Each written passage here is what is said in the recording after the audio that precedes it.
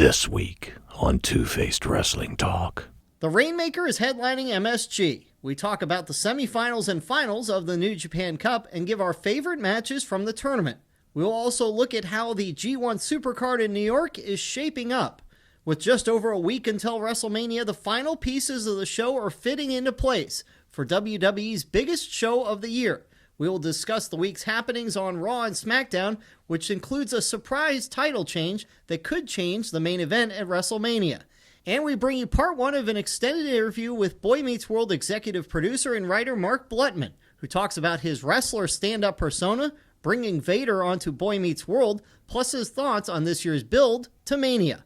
All that and your feedback is next.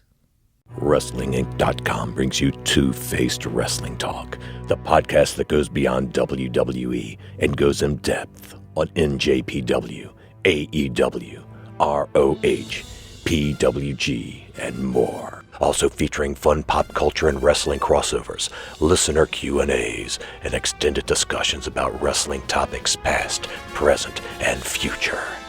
Now, here's your host, Kelsi. Hi, and welcome to Two-Faced Wrestling Talk. I'm joined, as I am every week, by my co-host, Paul. Why are you beating on me? I don't know. If you're watching the YouTube version, I kind of banged my fist on his shoulder. A lot of rage here early in the show, apparently. I don't know. We've got a great show. Maybe that's why I'm all raged up and excited. Yes, maybe. We've got lots in, store for you guys on this episode of Two-Faced Wrestling Talk.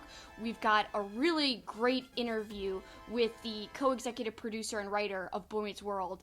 Man, I'm so excited for you guys to hear this. It's not just about Boy Meets World, it's about a lot to do with wrestling because he's been a lifelong wrestling fan. So we'll hear a lot more about that in the second block. Yeah, Mark told us prior to your long interview that we're breaking into a couple of parts because there's so much good stuff there. But he said he likes to listen to a lot of wrestling podcasts, and we're one of them. He said he likes to fall asleep with podcasts on.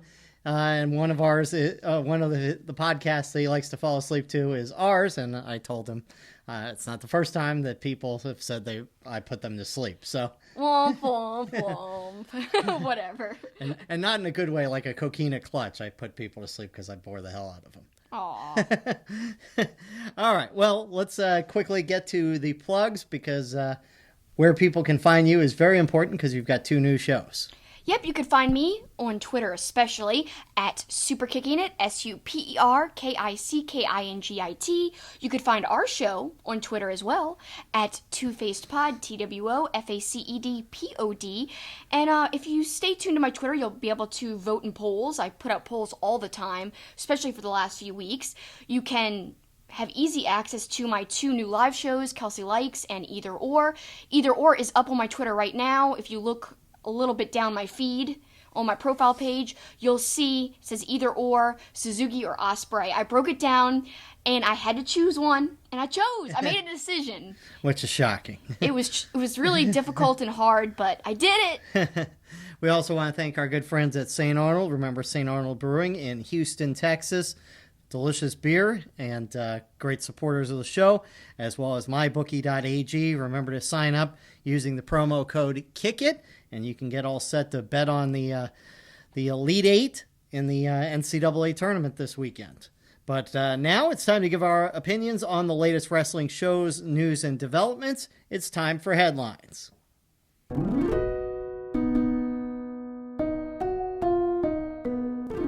And not a loaded week of headlines, but certainly some good stuff to talk about, especially when it comes to the New Japan Cup, which reached its conclusion, and we know who's going to face Jay White at G1 Supercard. The semifinals were last Saturday. The finals were last Sunday. Let's start with the semifinals and a really great match between Ichi and Okada. Yeah, and I personally think that match should have been the main event of that night. I agree. Because to me, it was the more entertaining match, but of course Tanahashi, he's the ace. I feel like that's why they put him as the main event. And also because Sanada's from the place that the show took place at. So, from nearby there. Nearby, yeah. Yes, so they were really, really, really rooting for Sanada. I mean, the crowd was so loud, and that's unusual for a New Japan Pro Wrestling crowd. So to me, I guess that's why they put it as the main event, but the Okada-Ishii match, They were brutal. They pulled out all the stops, and I love how Okada brought a more serious, aggressive side, because usually at the beginning of almost every Okada match, he'll get somebody, against the ropes, and then he'll do where he looks like he's about to hardcore chop them, but instead he just lightly double overhand chops them and then kind of walks away. Pats him. It's a very light kind of and it's pat. comical. Yeah, and he usually smiles, walks away, and the crowd claps. But this time he didn't do that, and I think that says a lot about what in storyline he thinks of Ishii, and also probably in reality, because Ishii's just such a tough, brutal, really hardcore guy, and he always is really, really dependable for New Japan Pro Wrestling, and I loved his performance in this match, and it's just a shame that, he had a great performance, but where is he on the card for G1 Supercard? Right, yeah, I mean, Ishii had a great tournament, and we're going to talk a lot about that as we go through some of our favorite matches of New Japan Cup and hear from you guys as well. But yeah, I mean, it was the normal brutality of Ishii. I mean, there was a stretch where he was just chopping and battering Okada's chest, and Okada's chest looked horrible. Oh, God, it did. It was so red and gross looking. Also, Ishii was egging on Okada by kind of taking his heel and brushing it against his head really hard. Yep. And then actually later, Okada did the same thing to Ishii. I loved that kind of duplicity, one doing it and then the other doing it, almost like a parallel. And just so many great elements in the match. We wrote 2 pages of flipping notes. Yeah. I loved one of the best things I thought was really kind of a cool, a facial expression can tell a story. And Ishii smacks Okada, and Okada kind of gets up and smiles and motions at him as if he's saying, come on, is that all you got, kind of thing. It was, he didn't have to say anything, but the body language really told the story. And I thought that was kind of, Okada's facial expressions are always really good, I think. I mean, you can kind of deduce what he's thinking by his facial expressions. And we've talked a lot about that in the past few weeks, little elements or touches in a match that kind of add to it and make it even better than it already would have been with just the in-ring work. And that's another example of what we've been talking about for a while now. And I love Okada's facial expressions just like you do. Another great touch was just all the reversals. So many reversals. Like one time, Ishii headbutted to get out of the Rainmaker, but that was just one of the many times he got out of the Rainmaker, and it was just intense.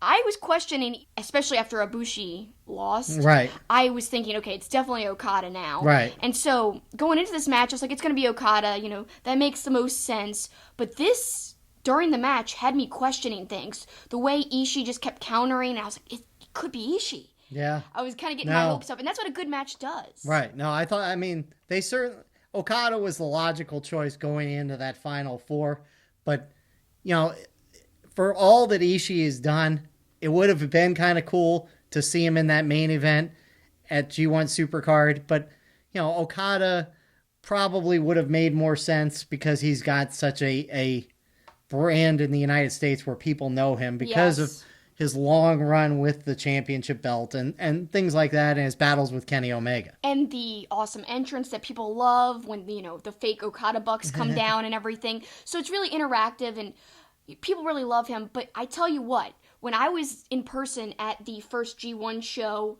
not that long ago, about like a year and a half ago, in California, Kenny Omega went against Ishii for the U.S. belt, and the crowd went wild. That was one of the best matches, and people were really, really into Ishii. They were behind him, and they wanted him to win. Even as popular as Kenny Omega was, people were cheering for Ishii to win that belt. That iconic image of Ishii grabbing onto the top rope with his teeth. Oh, that was great. The crowd erupted, and it didn't even come across on TV the way it was in person. It was so loud in there when he grasped that rope with his teeth. Oh, incredible. I mean, and there was more headbutts in the match than the one I described about him reversing out of the Rainmaker. There was one where literally Okada did the Rainmaker to Ishii, and he literally didn't budge, and then he headbutts him, and then he suplexes him, I believe. Man, that was a crazy sequence, and just the sequences kept getting crazier and crazier, so much so that Excalibur was able to fit in his patented unbelievable little comment, but it really was unbelievable is the thing. And he gave that great bit of insight, just from a wrestler's perspective about Okada, when he almost got pinned. Yeah, there was a point or submit, I guess. Yeah, submitted. There was a point where Okada almost tapped out, but he just was able to make the ropes, and that's because he's so tall. But the way Excalibur said it was, the only thing that saved Okada was his length. Yeah. Because his foot barely got to the ropes, and like somebody like Ishii, if the hold was reversed and Ishii was in the hold, Ishii wouldn't have been able to reach that rope because he's a lot shorter. So I just love the way Excalibur painted that on commentary and really made you think that Okada could have lost right then and there. Well, and then there was a couple points where Ishii hits lariats repeatedly and Okada just gets out. And again, there are near falls that suck you in, especially probably as much so in New Japan than anywhere else, because the crowd isn't so biased for one or the other sometimes. And so they're so into it no matter what that you get sucked into it. And those near falls seem even more exciting. They really do. And I think you just hit the nail right on the head, because it's one of the most enjoyable things about New Japan Pro Wrestling is that the people who are there care about the wrestling. And it makes you care about the wrestling. And it's just a very honored and respected form of art over there, and you could tell that comes across when you're watching from home, and I think that adds to the whole experience, and it's one of the reasons why I love New Japan Pro Wrestling so much. Well, I love the ending of this match. Okada hits a jumping tombstone, then hits a Rainmaker, but what happened after that I thought was really cool. Okada helping Ishii up, shaking his hand, and Ishii raising Okada's hand. I mean, obviously they're stablemates, but I thought it was a good moment because it just kind of showed mutual respect, I think, for such a great match. Yeah, and Ishii doesn't normally do that type of thing. A lot of the times if he does lose, he just kind of gets out of the ring without, staying in there, especially raising someone else's hand. And as you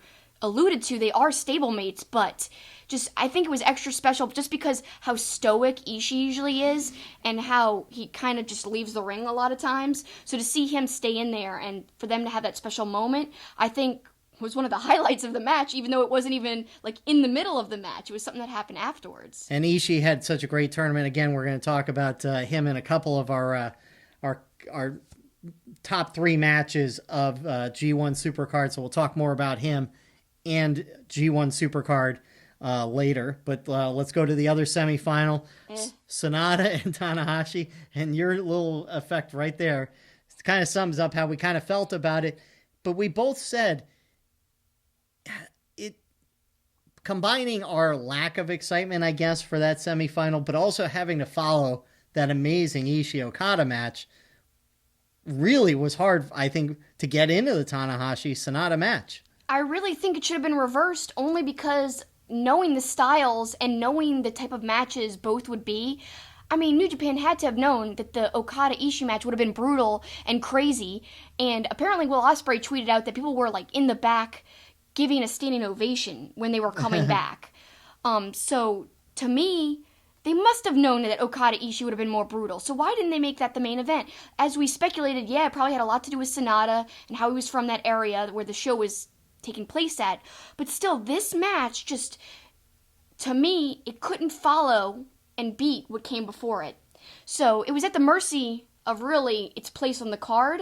However, maybe we're just biased because, we're not huge Sanada fans and we're not huge Tanahashi fans. Now, we don't have anything against those wrestlers. They're just not our personal New Japan favorites. And again, if you guys love both of them and if you loved this match, that's perfectly okay. Tweet us why you loved it. It's great and perfectly okay to agree to disagree. And you got to say that every show because it's my tagline and I truly believe in it. And I have to roll my eyes. Well, a lot of people think it's not okay to have differences of opinion, but that's crazy, really. I think that's what makes wrestling talk so fascinating. If we all agreed, why would we even be talking about wrestling? This is true. So that's why I think it's important to say that. So having said that important thing. But, it's funny, as much as everybody loves Tanahashi, I think one of the most intriguing parts of this entire match was the crowd being so behind Sanada that they were actually kind of booing Tanahashi, which is seemingly unheard of in Japan. Right, and that was really one of the things that stuck out to us the most, which isn't saying a lot because literally that happened before the match even begun. So that was our main highlight, really. And then, yes, like I said, it's okay to disagree and everything, but we just didn't like it that much. So that match ended with Sanada reversing Tanahashi's offense into the skull end and then he basically kept him in a body scissors, and Tanahashi actually tapped out. Which I was surprised. And that's a big deal for Sanada. Really, the company has given him a little bit of a push there, having him tap out the ace. Yeah. So I think that says a lot about what they think of him, and that was a big story of the match on commentary about how far Sanada has come, about how he was actually not accepted by the New Japan Dojo at first, so he had to go out and wrestle places on his own, and then he came back and then was accepted the second time around. So I guess there's a little bit of having to prove himself, and they kind of made that a story throughout the match on commentary, and also into the match with Okada. And let's get into that match, actually, because we're going from a Sanada match that I didn't really like that much to a Sanada match that I loved. I loved the Sanada-Okada finals of the New Japan Cup. That was a wonderful, hard-hitting match. It was long, and both men really, really excelled with their offense, and it was hard-hitting, and Sanada stepped up. That might have been my favorite match of his of the whole tournament. One of the iconic things was early, to me. He goes to hit a moonsault, standing moonsault, lands on his feet, and then drop kicks Okada. It was all so smooth. I thought that was really awesome. But speaking of drop kicks, to me, the thing that was maybe the iconic moment of the whole tournament, Okada's drop kick off the top rope was a thing of beauty. If you haven't seen it, you've got to find it somewhere online, New Japan World. If you don't have a subscription, I'm sure there's a GIF of it somewhere or something. Sign up for New Japan Pro Wrestling. Just bite the bullet. It's worth it, man. It's worth it. He's got the best drop kick in the business anyway. But this, I'm almost getting goosebumps thinking about it because it was so awesome. He's in midair, and it almost looks like he freezes in midair. It was like in slow motion. He was floating there. Yeah, it brings his knees almost to his stomach, and then extends out, and this is all off the top rope, and it was awesome, and the announcers even were talking about, he froze in midair. And so we rewound it, and it was even better the second time when we rewatched it again. It is like he was pausing in midair. It was so crazy. You're right. I almost forgot about that. That's why I exclaimed, heck, yeah, that's the greatest part. Well, you know what it reminded me of? And you're too young for this, but it reminded me there were times Michael Jordan would float to the rim, and it looked like he was doing it in slow motion because he would get so high, and it was so spectacularly picturesque. And that's what it reminded me of, is grace that almost happens like it's happening in slow motion because it's so amazing. Hey, man, I've seen Michael Jordan play basketball in Space Jam. Gee, couldn't see that coming a million miles away.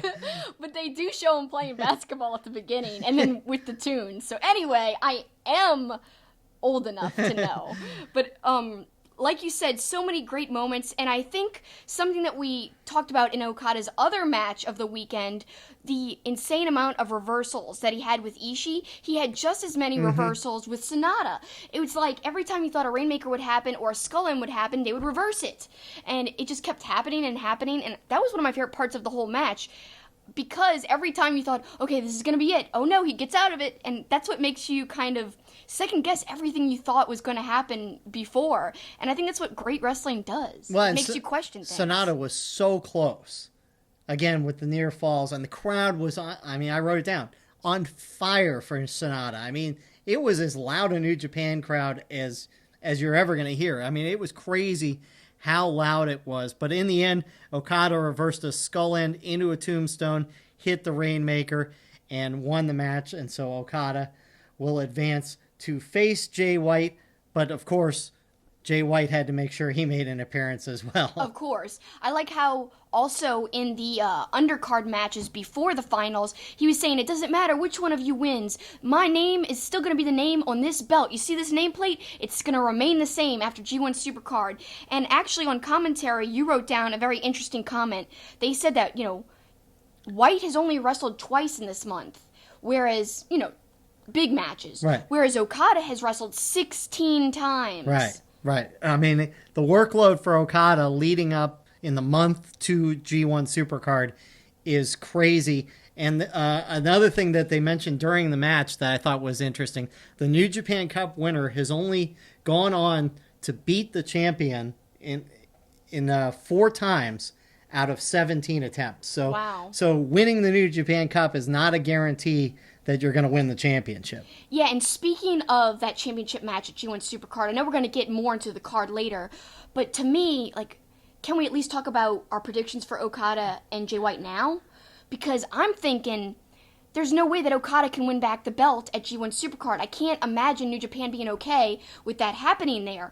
I'm thinking it's going to look like it's going to happen, and then maybe, you know, they've been promoting El Phantasmo a lot. Like, before every single New Japan Cup set of matches, they would play his video package. So I'm wondering, will he make his debut and pop up? Because he's supposed to be a part of Bullet Club. That was revealed in the video package. So maybe he comes in and interferes with that match, and it leads to Jay White retaining. Well, every Jay White match has some sort of interference, so that wouldn't be a surprise. I like the exchange at the end, too. Jay White says, "You've never beaten me. You never will. You will be laying on the mat looking up at the world's most famous arena." And then Okada countered with, "Jay White, you're not on my level." I liked that a lot because, you know, that's something that a lot of people talk about. I even talked about it in our show last week. I said that I'm thinking Okada has to be in the main event because he's really the man. And then I said, well, yeah, you know, Jay White's the champion technically, but Okada's still considered the main event draw. So to me, yeah, he's got a lot to prove, Jay White. I think Okada's statement is actually true. I think Jay White is great. He's one of the best heels right now, but is he on Okada's level? I don't know. I guess he's got to answer that at G1 Supercard. Now, the rest of that night, prior to the finals of the New Japan Cup, a lot of matches, tag team matches, and other things that are setting up things for G1 Supercard, and maybe some other stuff as well. I thought, you know, they seem to be setting up Ichi versus Evil at some point. I thought maybe at G1 Supercard, but as we mentioned, Ichi noticeably absent from G1 Supercard, although I have maybe a hope and a prediction there. We'll see. Tai Chi looks like he's going to get a future never open weight championship match against Osprey after pinning Osprey. Sabre and Tanahashi squaring off, and now we know they're going to battle for the British title at G1 Supercard. In another tag match, Ibushi and Naito square off, and now we know that they're going to square off at G1 Supercard. So some interesting stuff there, but there was one other championship match on that card on Sunday. The United States Championship between Juice Robinson and Chase Owens, and serious Juice. Yes, very serious. Not the fun-loving Juice that we get in Lifeblood or with Finn Juice. It was, he took off his hat, and you know, they've been calling it like the Willy Wonka hat, or Chase Owens, I think, said that. So he took off his crazy attire, didn't play to the crowd, and just ran into the ring. No bull, no frills, just got right to business. I kind of like that Juice. And, you know, let's talk about Juice for a second, because a lot of people, especially my buds, Smark to Death, John, and Warren, kind of talking about Juice being a B-plus player. And I don't agree with Juice as a B-plus player. I think he's done everything the company's asked him to do. If you look at his time in NXT to where he came and elevated himself in New Japan Pro Wrestling, it's incredible, the difference between where he was and where he is. Now, the booking has been a problem, and that's not on Juice. The booking where he lost a lot of matches in the G1 last year, that was atrocious, and he had the title at that point, I believe. Then again, he regains the title, and he loses again early on in this New Japan Cup tournament. And this set up that, you know, his loss there set up this match against Chase Owens for the U.S. title, which actually was great storytelling, and I kind of liked that because it also elevated Owens to go against Juice. It was a really, really entertaining match. I enjoyed it. And, you know, I don't get to see Owens in a lot of singles matches, so I thought this was a perfect highlight for him as well, even though he didn't win. Juice desperately needed that win. My basic point is, I think Juice is an A player. Not A+, you know, but I think he's a steady, dependable guy. We talked about his promo skills. They're awesome. They remind me of Dusty Rhodes. And that wouldn't be a surprise considering he studied under Dusty Rhodes back when he was in NXT. So to me, Juice has all these qualities I like. I like the zany personality that some people probably don't like, and I love his promo ability, and I think he's a dependable wrestler as well. The only fault I see is the way he's been booked as champion. And again, how could you fault Juice for that? Well, I'm going to take it a little differently in that, first of all, I don't think being a B-plus player is like a huge slap in the face. I mean, there's nothing wrong with being a B-plus player. You know, there are... I mean, to me, your Okada's your A, Suzuki's your A. You know, those are Naito's your A. You know, so I mean, if you're saying Juice is just a level below that, I kind of am okay with that. I see. It's the second time actually B plus came up in WWE this week or in last week. Kofi was referred to as a B plus player as well. I'm fine with that too. I don't see Kofi as an A player. I see him exactly how you just described Juice, and I think that's why it's okay to be a B-plus player. Steady, reliable, you know, going to get good matches. But is he going to be the main event of a bill? Probably not. But if they book the championship better, he could be the main event of a secondary show. He could be, and which would make him at least an A- player. Now we're getting into super technicalities right now. But I'm just saying... Juice was on the rise. Remember how over he was with the crowd last year? Right. Before his U.S. title run. I feel like things have kind of gone downhill for him since he won the championship the first time. And then again, the second time, you know, if he doesn't continue being serious Juice, it might continue going downward. So to me, I'm more questioning the booking because all the elements were there and the crowd was very much behind him as of different points in 2018 last year. So to me, one could argue if he's a B plus or A minus. So we can agree to disagree on that. Well, let's, you kind of hinted at something too, and something else I wanted to address. This U.S. championship. I don't feel it, I know why they created it. You know, it was really another platform to get over Omega in the United States. Not that he wasn't already over, but, you know, for that show that you were at, the G1 special show there. I don't know if this belt holds a lot of prestige. Maybe because it's so new. Maybe that's why I feel that way. But you look at the prestige of the Intercontinental belt there. You know, WWE, the U.S. and the Intercontinental belts are basically interchangeable, right? Right. U.S.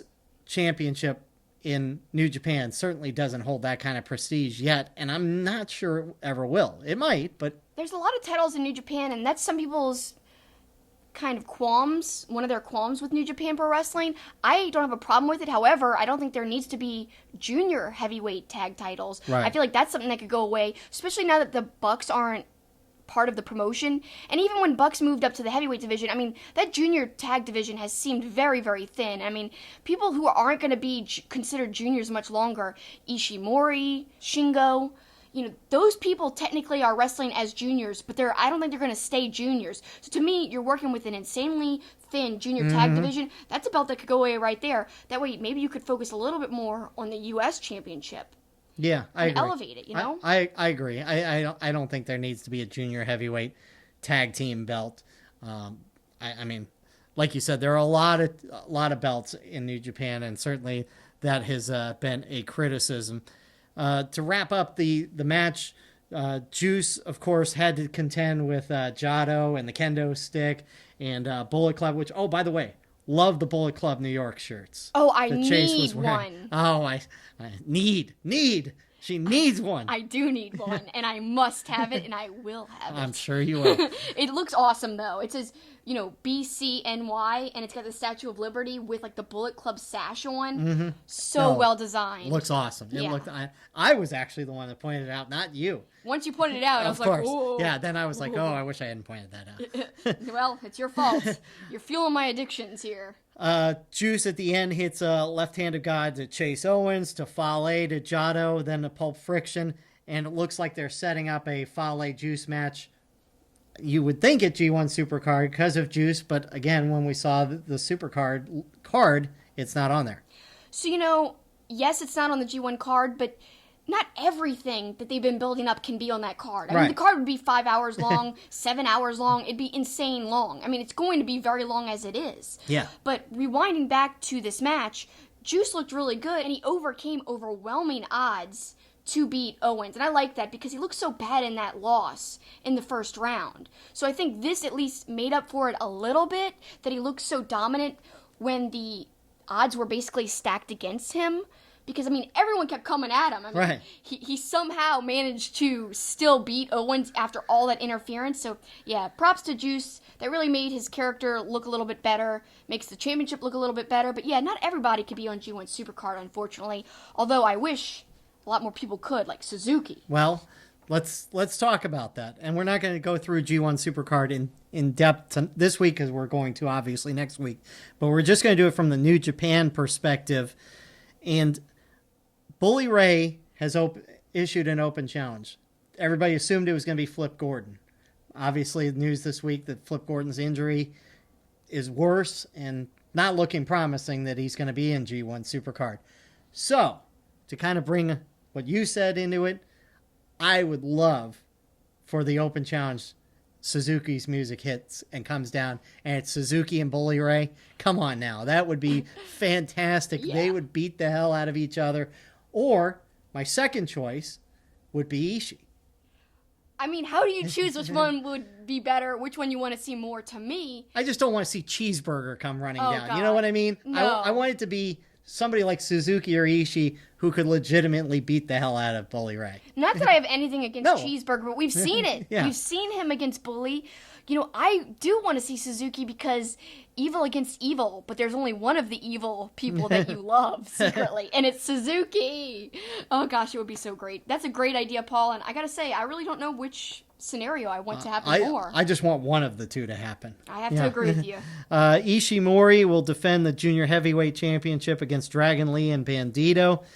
Evil and Sanada have been inserted. It's now in that tag team match, which is interesting. Evil and Sanada versus GOD versus Villain Enterprises versus the Briscoes. We don't know what titles are going to be on the line.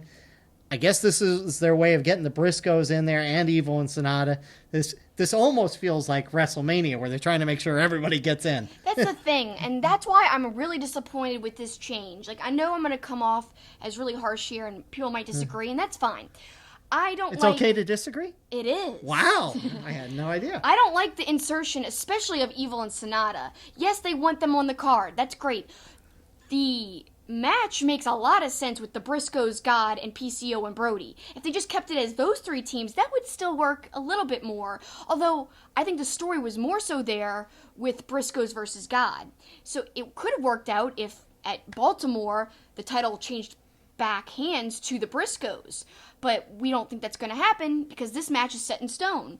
And like I said, I just feel like it's really random and no story at all that Evil and Sanada are in there. Yes, Evil and Sanada have history with some people in the match, especially God. I just don't think that all four teams being in there is logical.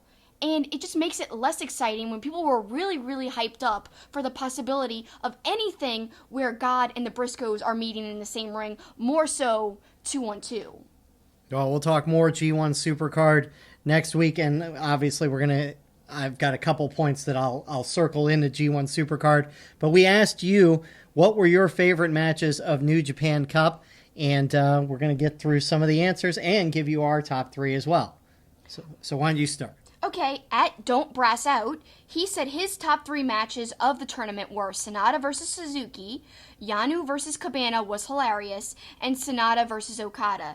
And he followed it up with saying, I just wish it was Suzuki versus Jay White at G1 Supercard. You and me both, don't brass out. And I know I shocked the world last week when I said Yano and Colt was actually pretty entertaining, because I'm not a big fan of comedy wrestling. So I have no problem with that being in the top three, which I know you're shocked by. I am. I wouldn't put it in my top three, but it wasn't appalling to me like many comedy matches are. It wasn't like you'd be saying, flippin' Yano was in your top three, get out of here, like you used to say stuff like that.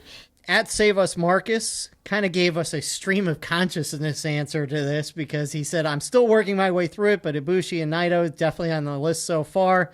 Then later he's like, Zach just tapped Ibushi, OMFG, And then he follows that up a few minutes later by, I may be premature, but I had Suzuki and Sanada to the list. We don't know if he got through the rest of the tournament, but those were 3 of his favorites. Yeah, I liked his comment about, oh my god, he couldn't believe that Ibushi was out of the tournament, much like all of us. Yeah. And I like how in the comments we see his reaction after everyone already had that reaction. It was just cool to see somebody have that in real time almost in my comments of my Twitter.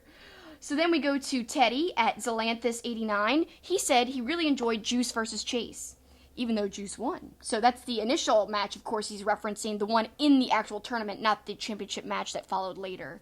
Then we've got RLANGELES.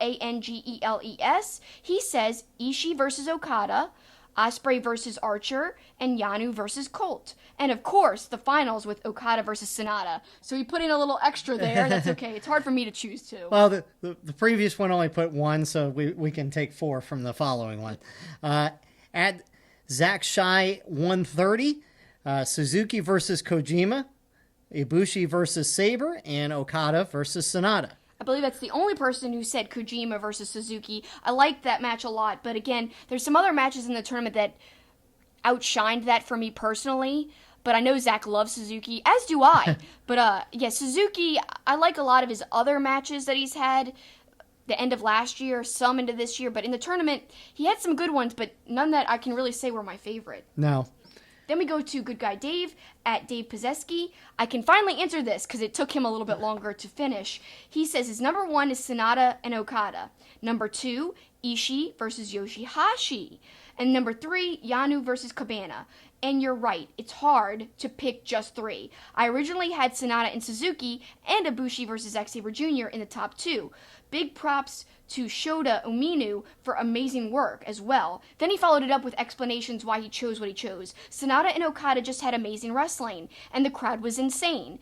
Ishii versus Yoshihashi had the best story, and Yano versus Cabana was amazing character work and was hilarious. Seriously, effortless comedy like that is underrated in pro wrestling. I loved them all. Yep, all good choices, and Yoshihashi is going to figure in a few of these answers, which is surprising. It is surprising, and it's actually funny. Yoshihashi has been a big topic of discussion. Our friends that we mentioned earlier, Smark to Death, they have been saying, them and company have been saying, they don't understand how people can get into Yoshihashi. He's just not exciting. And a lot of people seem to have that same sentiment. Right. Long ago, when I was first getting you into New Japan Pro Wrestling, you were trying to figure out who was who, and you were like, who's this guy again? He always looks so sleepy and stuff. What's this guy's name again? I was like, it's Yoshihashi with the weird hair. Right. And then you basically nicknamed him Sleepy, like from Snow White and the Seven Dwarfs. Yeah. And why? Well, he looks like one of the Seven Dwarfs, Sleepy. I mean, just pull up Google images of Sleepy from the Seven Dwarfs, and 5 or 6 in, there's 2 that you could put Yoshihashi's face in there because it looks like Yoshihashi. It's ridiculous. So yeah, I think Yoshihashi has a subdued personality, and that's why a lot of people can't really get into his wrestling. He's got weird facial expressions. It's almost like he doesn't use his face to express anything. There's no movement there in his eyebrows or his mouth, like no smile, no smirk, no grimacing teeth. However, having said that kind of criticism against him, I think in the tournament itself, he had some great matches, and he really performed really well, and this could be a new Yoshihashi, a non-sleepy Yoshihashi for all we know. But once we told our friends that we called him Sleepy, they just ran with it. They thought it was hilarious, so we wanted to give the origin of why we started calling him Sleepy. Right. And he is certainly seemingly on a little bit of an uptick when it comes to New Japan. At Ulrich Zach says Sanada versus Okada, Okada versus Ishii, and Ibushi versus Naito. Good picks. Then we've got at STR909, Naito versus Ibushi, Ishii versus Okada, and Okada versus Sanada. So multiple Okada picks there too. Tyler Forms at The Real Forno says Tanahashi Umino, which was really very, that's a great one to put on the list because the crowd was so behind the young lion. It was really good. Osprey versus Archer, Okada Ishii, Ishii Taichi, and Okada Osprey. So he gave a top 5. I know it's hard to choose. That's fine. I have 3 honorable mentions, so I feel your pain. You can't really narrow it down. It's too hard. Then we go to at PCH Nilbog, Okada versus Ishii. Is Ishii physically made of iron?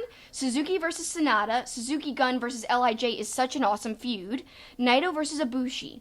Naito, I believe, is incapable of having a bad match. He's my favorite wrestler in New Japan for a reason. Great reasonings there. I loved all of your explanations.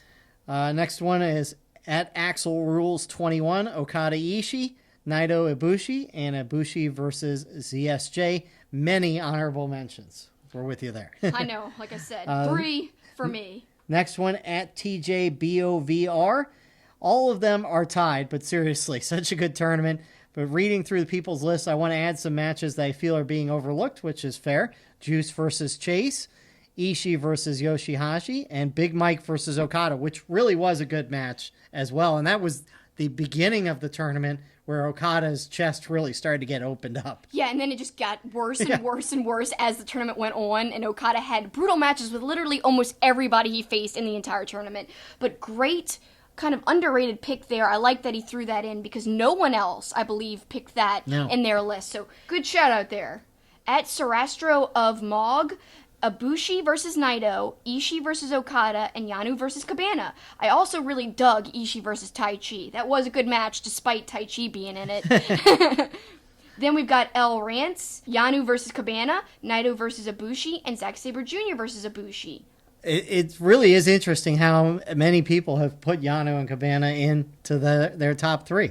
It was just such a funny match. Yep. It's like, it's hard to do wrestling comedy right. And as Dave said earlier in his list, he said it's the perfect way to do it. And, you know, you can't go wrong with picking that as part of your picks because, I don't know, I think it's kind of difficult to do it right. Finally, at BSCHWING22, Ibushi versus Naito, Okada versus Ishii, and Osprey versus Archer. So thanks for everybody submitting theirs. And now it's time to give our submissions. And I am going to go, I guess, from 3 to 1. Number 3, Okada versus Sanada, the final. Okada versus Ishii in the semifinals is number 2. And Osprey versus Archer is my first choice. I should say, and a few people have put in Naito versus Ibushi. Going into this tournament, that was my favorite first round match on paper, but I didn't think it was as good as it could be. But obviously they're setting up for a much better match at G1 Supercard. You know, I am with you 100% on, I thought on paper that could steal the whole tournament, but after seeing it, it wasn't my favorite at all. So I did not include that in my list, spoiler alert. Yep. And a lot of people did include it, but just as many people did not include it into their top 3 list. So then, here's mine, and I'm going to go backwards just like you. Number 3, Ishii versus Nagata. And I really feel like Ishii had the best performances, second only to maybe Okada. And he just had great match after great match. And I think what sticks out about the Nagata match specifically is just Nagata's mouth full of blood as his eyes roll back. And just 2 established guys, 2 who I think are kind of like legends in New Japan Pro Wrestling, especially Nagata, of course, is a real legend, just going toe-to-toe and bringing everything they have, and it was brutal as hell. And to me, what could have been similar on the list, Kojima versus Suzuki, but to me, the Nagata, the visuals of that match with the blood and everything, and just the hard-hitting nature of it, it just beats it just by a little bit. Then my number 2, the final match, Okada versus Sanada. I wasn't going into this match thinking it could even possibly be on my top 3, and that's why it deserves to be so high on my top 3, because it surprised me. I'm not a huge Sanada fan, as I've stated before last week and then in the show today, but this match really exceeded my expectations, and so for that reason, it's on the list. It was great. I enjoyed every second of it. And then number 1, Okada versus Ishii. We talked about it at length during this show. Had so many moments I loved, all the reversals, Okada really taking Ishii very, very seriously, and I think that's why I took the match even more seriously than I would have going into it originally. So to me, for all those reasons that we talked about in the beginning of the show, and more, that deserves to be number 1. My honorable mentions, I have 3. It's terrible. I couldn't narrow it down. Tanahashi versus Umino. I loved that match because I didn't know really who Umino was, and he exceeded my expectations much like the Okada-Ishii match did. Osprey versus Archer that actually made your actual top 3. And originally it was in my top 3, but just there were so many other good matches, especially with Ichi, that I had to edge it out and put it in the honorable mentions instead.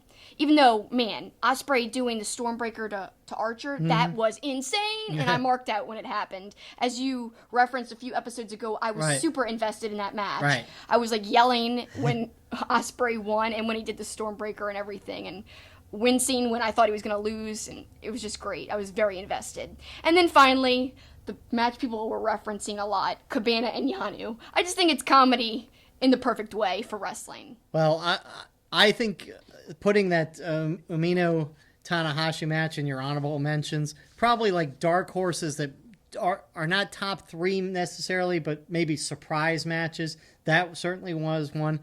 And I said it 2 episodes ago. I was wildly entertained by the Nakanishi and Yoshihashi match. I love that match too. That was, and part of that was Callis was so funny on the commentary, but that was an entertaining match for sure as well. So plenty of excitement in the New Japan Cup, and now New Japan Wrestling is basically off of their schedule until they come to MSG, and we will talk much more about that next week because we're obviously very excited that we're going to MSG for that show. I can't wait. It'll be my first time in New York, my first time at MSG, obviously.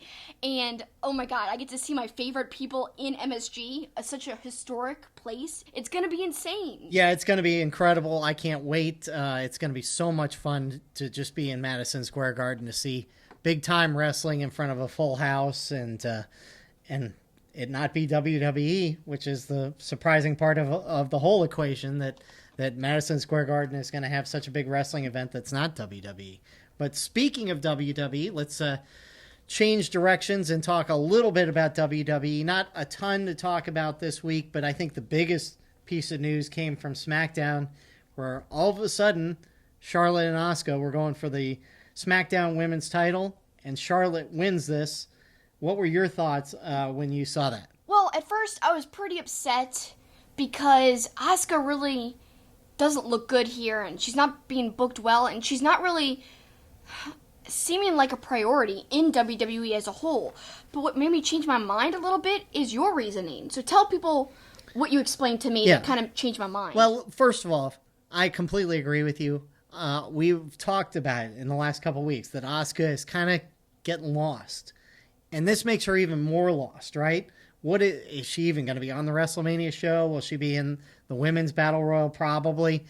But I think this is actually better from a booking perspective, not for Asuka, but for the booking perspective, in not having a WrestleMania match where Asuka is going against, Mandy Rose again or somebody like that, where nobody's going to be excited about that, especially when you've got this headline women's match, and now you've got Charlotte as a champion, Ronda Rousey as a champion, and Becky Lynch.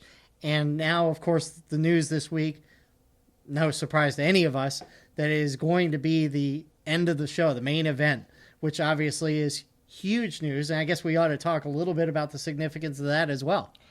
So you've got great reasonings why it makes sense for the booking. And, Asuka, I'm still upset for her and about her. But yeah, it makes the main event really exciting, because does this mean that it's going to be a unification match? Which would be great, because the women's division isn't very large. And so if you have one women's champion who kind of floats between the brands, just like the women's tag champs are doing, I think that makes a lot of sense, and it would kind of take away a lot of repetitiveness. So to me, I'm all for it if they do wind up having it be some kind of unification. As far as it being the main event, that's a huge deal. That's really incredible, and I'm very happy to see it, but at the same time, I would have been just as happy with Kofi being the main event. So I think it's historic. I think either main event would have been kind of historic, because Kofi's such an underdog and such a great person. I think people would have been really happy if he closed out the show, but the women getting their just due finally, I think kind of overrides that by a tiny bit, and I'm really happy to see it because it's been a long time in coming, and I'm surprised it's actually happening, finally. Also, Joan Jett's gonna play live. Yeah, pretty awesome. We saw Joan Jett live before, so this will be our second time. Gold Nugget in Lake Charles. Look, I think the women's match being the main event, I think makes a lot of sense because as convoluted as some of the storytelling has been, and we've talked about it at nauseum on this show, they have been building all of this to this point for months. This has been, the biggest build, even more so than Seth and Brock, which would be second, I guess. So, I think they've been building to this for so long that it makes sense that it's the main event. And I am so happy about it because I was on ESPN Radio New Orleans this week, and I was asked about the significance of it. And to come from where we were in the Attitude Era, where the women's wrestlers were basically reduced to pillow fights and pudding matches and all these goofy things, to, Lita and Trish getting to the point where they actually got to main event Raw, which was a big deal at the time. To get to this point of headlining WrestleMania, it's quite a, pardon the pun, evolution.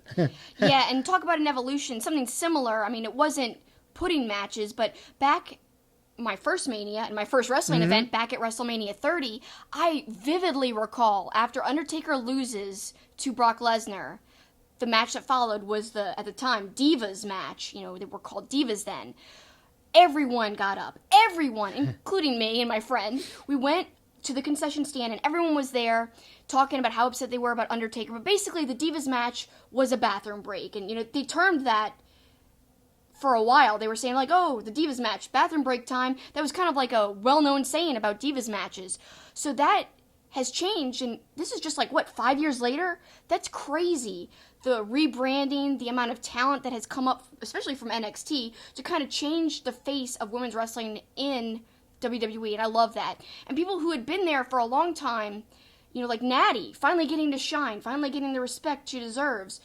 Just people, not just the NXT people, just people shining all around. Just the division's really well-rounded, and even NXT has a really great women's division. So both WWE, NXT, great women on the roster. Really, a women's roster between both that's second to none. Yeah, and obviously earlier this week it was also announced that it will be a fatal four-way for the women's tag team titles, as Beth Phoenix and Natty will go against Nia and Tamina versus the Iconics versus Bayley and the Boss. So the women are certainly getting a chance to shine. Again, feel bad for Asuka, but I get it from a booking perspective. Who I feel good for is Kofi Kingston.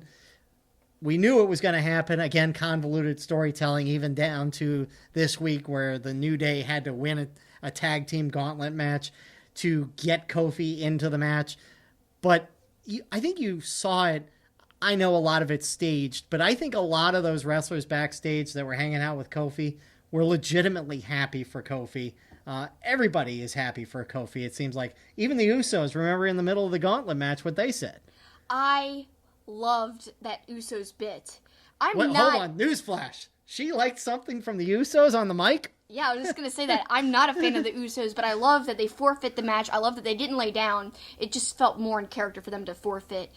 And the explanation obviously made sense. They said, we respect Kofi, we respect you guys, we already, went to war together, we forfeit the match, we want Kofi to have this. So I think that's so cool that, I think it's real though, the way they feel, and they're using that in storyline, but I think everyone thinks that Kofi deserves this, and so it's kind of special to see it play out in real life, and that's the only reason I said that it could be worthy of the main event, other than the women, just because it's such a special storyline for somebody who seems so special behind the scenes. Otherwise, nothing could rival the women's main event. I feel like it's such a huge deal, and it is, regardless, but I just think that's the only reason the Kofi match is even in the same hemisphere, or stratosphere. Who gets the bigger roar, Becky Lynch or Kofi Kingston? Kofi Kingston, I think, because I think Becky's a little cooled down. I think if Kofi wins at Mania, it could be one of the greatest things we ever see. Yeah. Ever. I think it's going to rival when Daniel Bryan won it at WrestleMania 30, which, the Superdome went insane when he won it. I think MetLife Stadium is going to, I even said it on the radio this week. If Kofi wins, MetLife Stadium is going to explode in applause. I think it could be a crazier reaction than the Daniel Bryan one, because people knew Daniel Bryan would have a hard climb and that he could possibly not be champion, but he had a better chance of being champion than somebody like Kofi Kingston. Not that Kofi's not a good wrestler, but his place on the card, being involved with tag team wrestling for so long, you wouldn't think that Kofi would ever get his opportunity. Now the opportunity has magically fallen into place, and not just fallen into place, but fallen into place organically, which is so rare. Really, think about how this is played out. Mm-hmm. Really, we didn't know that this would happen. No. This wasn't in the cards. No, he wasn't even supposed to be in the Elimination Chamber match. It was supposed to be Mustafa Ali. Right. So that goes to show how there's no way WWE 4 months ago was thinking that Kofi Kingston was going to be in their championship match at WrestleMania. There's no chance. I know, and exactly. That's why I think the roar could be bigger. Because it's one, organic, and two, unexpected as heck. Yeah. Yeah, it really is. It's gonna be awesome. And I think something else that could be awesome at WrestleMania, if it comes to fruition, Demon Finn Balor coming to the ring. We know he's gonna be at WrestleMania after he had to go through the ridiculousness of a handicap match. Ridiculous. Why not just have a number one contenders match? Why do we have to have Finn Balor go against two guys? It is kind of absurd. I mean, I'm really tired of seeing him go against the same people over and over again. But again, the only saving grace could be if he comes out as the Demon, which I don't think we've seen at Mania yet. No. Or at least not in person, you and I. No, definitely not in person. Or not ever, maybe. Yeah. So I can't wait to see that possibly happen.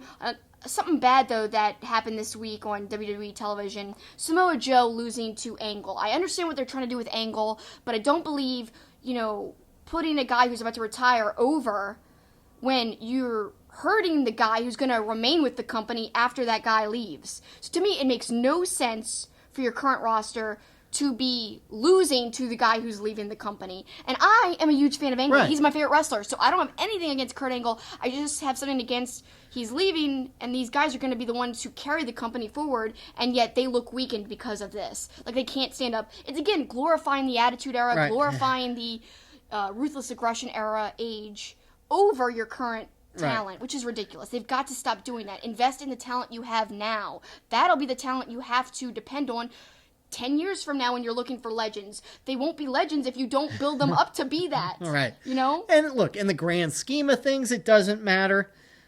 But it really does make no sense. And, look, Samoa Joe and Kurt Angle have had such great matches in the past. In TNA, yeah. So I get that, Samoa Joe is showing respect to Kurt Angle. He even made some joking line as he came down the walkways, the farewell to Kurt Angle. I forgot my bouquet of roses for you, or my bouquet of flowers. But you're right. It just doesn't make sense. It doesn't make sense, and I really expected Joe's booking as champion to be kind of like he was going to plow through everybody. I thought he would be a dominant champion, and it hasn't really been booked that way, especially with this Angle match. Well, which really was unnecessary. Well, and on top of it, look, Kurt Angle is one of my favorites too. He looked terrible in the ring. And to have Samoa Joe lose to a bad Kurt Angle, and then Kurt Angle trying to hit the Angle Slam on Orton on SmackDown on Tuesday was painful to watch. So I'm hoping somehow he can pull together and have some sort of a decent match at WrestleMania so he has a good send-off. But the two matches he had this week were kind of hard to watch, and I hate to say that. I hate to hear that, too, because he's one of my favorites, and it makes me sad that, he's gotten that bad. Not bad as he can't wrestle, but his body. Yeah, his body just can't handle it. Yeah, torn down as well. Yeah. So hopefully we could see something better, though, and have him be built up and have a feel-good moment at Mania. But hopefully not at the expense of everybody on the main roster. I don't know. Right. Finally, I just wanted to hit on Triple H's promo on Raw because he had some really, really awesome comments that I wrote down I wanted to get to. He pulled back the curtain on something that if you don't go to a WWE Raw or SmackDown in person, you don't know that this happens. But he came back from the commercial break and he goes, "Wow, that was awesome of you guys to continue that standing ovation all through the commercial break." If you only have seen Raw and SmackDown on TV, you don't know that as soon as they go to a commercial, the person's music goes away and they show some video package in the arena. And then when they come back from commercial break, the person's music cranks back up. So it's not going on for 2.5 minutes. Yeah. There's other stuff going on. So I thought that was just kind of a funny nod by Triple H pulling back the curtain on kind of what goes on or behind the scenes. Also, I like that Triple H, Batista had said, I made you in Evolution. And Triple H said, before you joined Evolution, you were the Deacon. Oh, gosh. Aww. That is a good line. I love that. He also said, he brought up the Spice Girls. He made fun of that, which we made fun of last week. And then with the stipulation that it's supposed to be the end of Triple H's career, if he loses to Batista, Triple H said, if I can't beat a self-deluded douchebag like you, I have no career anyway. That is pretty good. So, tell me what you want. I want to move on from talking WWE. So let's wrap up and throw to break. Yep. Let's move forward, and when we come back, we have an extended interview with Hollywood producer and wrestling fan Mark Blutman. We'll talk about his days working on Boy Meets World and so much more when we come back. St. Arnold Brewing Company, located in Houston, is Texas' oldest craft brewery. Their goal is to brew world-class beers and deliver them to their customers as fresh as possible, making them the best beers in Texas and Louisiana. Their customers are beer lovers, people that appreciate great, full-flavored beers. So whether you're enjoying an Art Car IPA or a smooth-drinking lawnmower, look for St. Arnold beers throughout Louisiana and Texas. Our Two-Faced Wrestling Talk logo was inspired by Two-Face, the Batman animated series character, and his coin. The logo was designed by the talented and creative artist Eric Hudson. Eric creates wrestling-themed pieces as well as other pop culture art. He is also currently working on a Roddy Piper comic book. You can follow him on Facebook, Twitter, and Instagram at Dreaded Dinosaur. You can also support his work by becoming a patron at patreon.com/dreadeddinosaur. Please check out his work. And now back to Two-Face Wrestling Talk. So this week, I'm so excited to play you guys one part of my Mark Blutman interview. I had a blast talking with him. He has had such an interesting life, and wrestling has intersected in different parts of his life. So many different ways, it's crazy. I even said, wow, you found a way to interject wrestling into your life no matter what you ended up doing at the time. And he was like, yeah, because I really have a passion for it. And he actually revealed to me that he kind of wants to get into working with wrestling now. He kind of wants to move into that direction. Plus, we talked a lot about Boy Meets World, including him bringing Vader onto Boy Meets World as a guest star. And I'm wearing my Vader shirt. Yeah. Especially in honor of us talking Big Van Vader, who I love. So, hope you enjoy part 1 of my Mark Blutman interview. So, Mark, I'm so excited to be joined by you. Boy Meets World means so much to so many people. It really has a special place in a lot of people's hearts because not only is it a great show, but a lot of people have nostalgia for that time in TV. And really, I think personally that 90s television is some of the best television ever made. Just very creative, very out of the box, revolutionary. And Boy Meets World really mixed comedy, but it also had a lot of heartfelt, emotional moments. And that's one of my favorite things about the show. But even more than Boy Meets World, we're going to talk wrestling, because you are a lifelong wrestling fan, and also you kind of used that love in Boy Meets World and brought Vader on. So tell us, how did you become, first off, a fan of wrestling? Well, first of all, let me say thank you for having me, Kelsi. It's a pleasure to do your podcast. I'm a big fan of what you and Paul do, and I listen every week, and I'm excited to share some time with you and your listeners. Well, we're so excited. As a wrestling fan, or as people in the biz like to call me, a Mark, literally, is my name, and I'm a wrestling Mark. Started off as a kid, I like most people, I was just, about 6-7 years old, and my grandfather took me to matches in Montreal, and I just was hooked from that moment on. And I remember even now, when my mother pulls out photo albums, There's pictures of me as a 6-7-year-old wearing Speedo bathing suit and a matching tank top and posing in front of the mirror like with my hands formed like a claw because Baron von Raschke, who was one of the guys I loved as a kid, did the claw. And I was 6 years old and I wanted to be the Baron. And so from that young age, I was hooked, man, and watched it every Saturday morning and probably in my head wanted to be a professional wrestler, and then I was reminded I was short and Jewish and not very strong, so it probably wasn't going to happen. Well, you did end up working in entertainment in some way, but let's talk about your favorite live wrestling memories, because you told me you were able to see Andre the Giant wrestle live, so I'm sure that was really, really impressive and fun, but any other wrestling memories that you got to see in person that sticks out to you? Well, sure. Let me talk about the Giant, first. I saw him live twice. In 1972, I was a young kid, and in Montreal at the famous Forum, the old Montreal Forum, I saw what was billed as match of the century between Andre the Giant and Don Leo Jonathan, who was this big Mormon guy from Salt Lake City, Utah, with big sideburns. And he was a very, very agile big man. And the great thing about seeing Andre back then is the guy could bump and the guy could sell. Yeah. And, unfortunately, all the people that really know Andre the Giant, they just know him as a guy who would, maybe come in and squash somebody in 4 minutes. Right. Or, just bounce around the ropes. But back then, he would take drop kicks and then fly over the top rope and roll to the ground. The guy could bump, and people don't know that. But, I suggest Googling that because, there are matches out there that just blow you away when he was a younger man. In that HBO documentary, if you saw it about Andre the Giant, they had this great rare footage of him actually, I think it was in France, where he was training. He was very young, very fit, tall and skinny, and he was bumping and very athletic.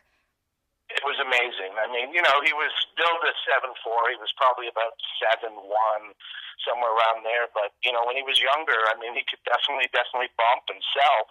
And especially if he liked you. I mean, if he was working with somebody he liked, he would definitely sell. And if he wasn't, he wouldn't, and he would be stiff. Yeah. And then the other match, which was, again, looking back on this, it's like I can't believe how blessed as a fan I was to see this. I saw him at Toronto's Maple Leaf Gardens against the original Sheik out of Detroit. Wow. And that was unbelievable. And that was, if I remember correctly, that's when the Sheik used to pull the pencil out, and he bladed Andre, and there was a lot of juice, man. And the match lasted about 6-7 minutes, but it was wild. And it's interesting too. I also, talking about the Sheik, have another great memory of seeing the Sheik live in Montreal.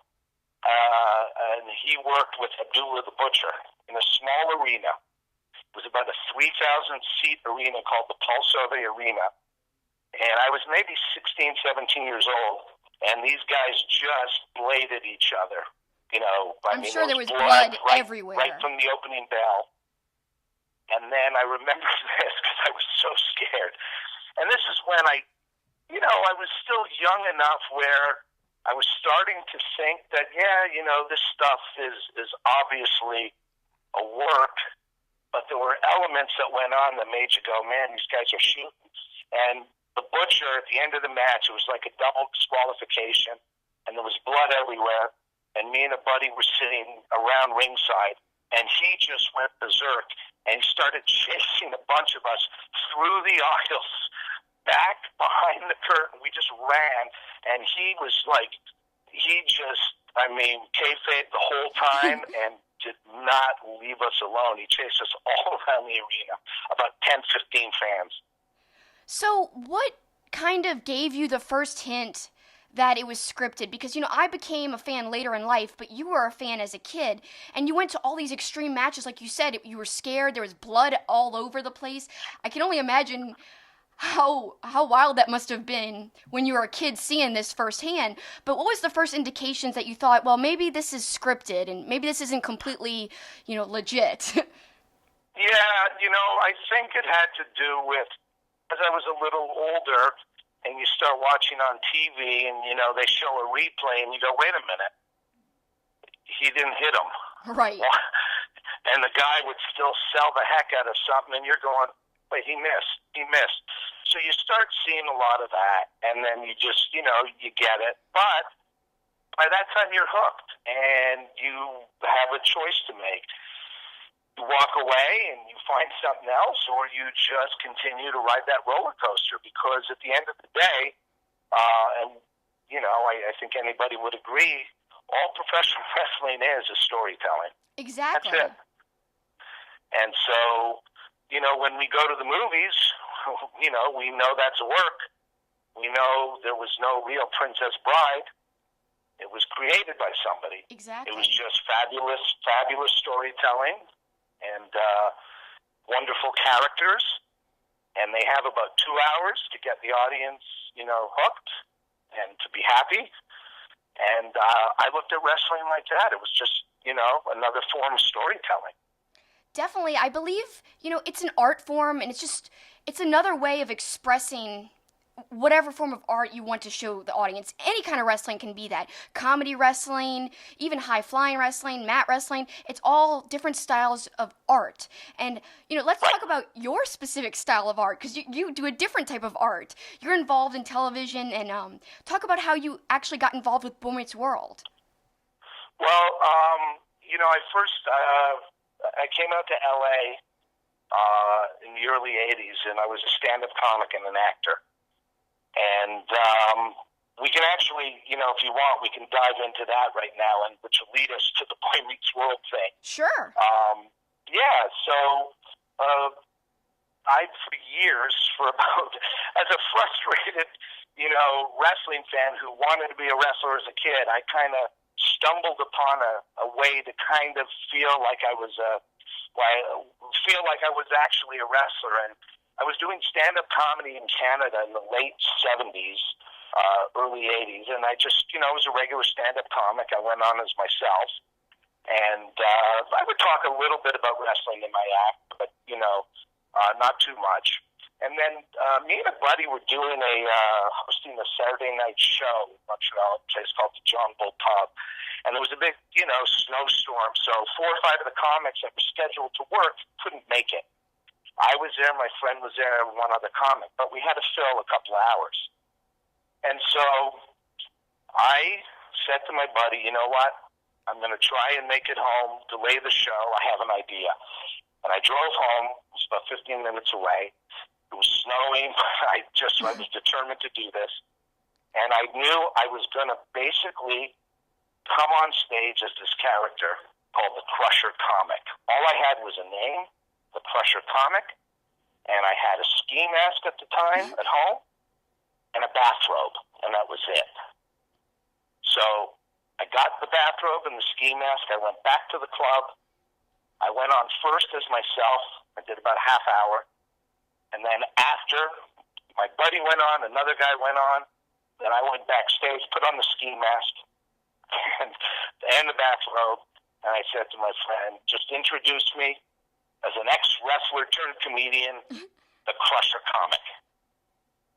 And I had not written any act at all. And there was about 25 people in the audience. My buddy goes out, ladies and gentlemen, we have a special guest for you. He's an ex-professional wrestler turned comedian. Please welcome the Crusher Comic. And I came out, and I just, listen, anybody knows, any wrestling fan knows, to be a good heel, you got to know basically 2 things. You got to know how to yell, shut up, is one thing. And you got to know how to say, let me tell you something, brother. Yeah. So between those 2 things, I just started working the crowd. I'd go up to somebody and say, how you doing? What's your name? Where you from? What do you do for a living? And as soon as they started talking, I would go, shut up. Then I picked somebody up from the audience and I gave them an airplane spin. Just grabbed somebody from the audience, put them on my shoulders, spun them, Oh my threw them God. down on the stage, and then gave him an elbow drop. That's amazing. People are going nuts. So now I'm getting caught up in the adrenaline, and I'm like, in my head, I'm like, like a wrestler. Yeah. And I'm telling them what happened. I used to be a professional wrestler, and one day they said to me, Crusher, you can't fight the midgets anymore. And I beat some of the best, including the great midget champion, Das Dwarf. And I'm just making all this stuff up. Now, of course, they're called little people, I know. But back then, I could be somewhat politically incorrect. Yeah. Anyway, I'm just spewing stuff and insulting them. And they're going nuts. And about 20 minutes goes by, and I finally say goodnight. And they gave me a standing ovation. Wow. And I continued to yell at them as I was leaving. They're clapping, going, this was awesome. I'm going, you don't know anything. You're a bunch of pencil like geese. You know nothing. This is through a ski mask and a bathrobe. And I went, okay.